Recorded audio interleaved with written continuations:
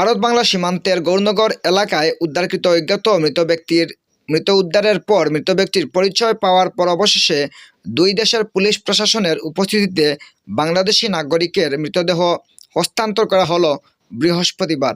মৃত ব্যক্তির নাম জহুর আলী, বাড়ি বাংলাদেশ হবিগঞ্জ চুনারুঘাট উপজেলার বাল্লা সীমান্তবর্তী এলাকার ডুলনা গ্রামে। তিনি পেশায় একজন নিরাপত্তা প্রহরী। এই সব তথ্য নিশ্চিত করেছেন বাংলাদেশের চুনারুঘাট থানার তদন্তকারী অফিসার এমডি শফিকুল ইসলাম। পরবর্তী সময়ে বাংলাদেশি তদন্তকারী অফিসারের নিশ্চিত করা তথ্যের ভিত্তিতে বৃহস্পতিবার বিকেলে দুই দেশের পুলিশ প্রশাসন এবং ভারত বাংলা সীমান্তের উচ্চপদস্থ আধিকারিকদের প্রাথমিক বৈঠকের পর পুরাতন বাজারস্থিত ভারত বাংলা সীমান্তের চেকপোস্ট দিয়ে মৃতদেহ হস্তান্তর করা হয়। মৃতদেহ হস্তান্তর সময় উপস্থিত ছিলেন বাংলাদেশ পুলিশের তদন্তকারী officer MD Shafiqul Islam, Balla চেকপোস্টের inspector উপস্থিত ছিলেন এবং গাজীপুর ১ নং উপজেলার চেয়ারপারসন মোহাম্মদ এজি সহ বাংলাদেশের সীমান্তরক্ষী বিজেপির উচ্চপদস্থ আধিকারিকগণ। অন্যদিকে ভারতীয় পুলিশ প্রশাসনের পক্ষ থেকে উপস্থিত ছিলেন খোয়াই মহকুমা পুলিশ আধিকারিক রঙ্গদুলাল দেববর্মা, খোয়াই থানার ওসি সুবীর মালাকার, তদন্তকারী অফিসার যুগল ত্রিপুরা সহ ভারতীয় সীমান্তরক্ষীদের উচ্চপদস্থ আধিকারিকরা।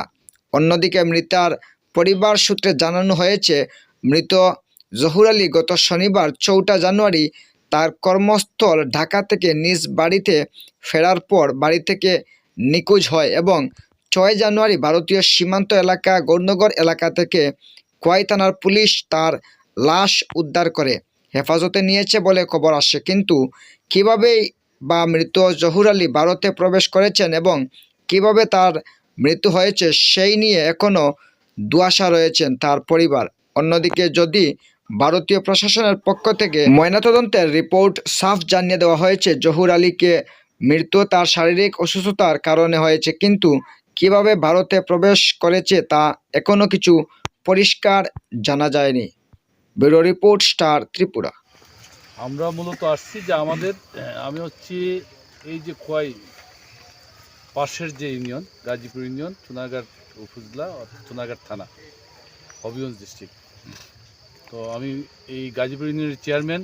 আমি আসছি যে আমার ইউনিয়নেই অন্তর্ভুক্ত একটা গ্রামের নাম হচ্ছে ডুলনা। ওখানে এক ভদ্রলোক, উনি আসলে এই আপনাদের খোয়াই আমাদের যে বর্ডার আছে যেটা ডুলনা গ্রামের পাশে, ওখানে মৃত অবস্থা তাকে পাওয়া গেছে। তো এই ডেড বডি রিসিভ করার জন্য আমরা আসছি।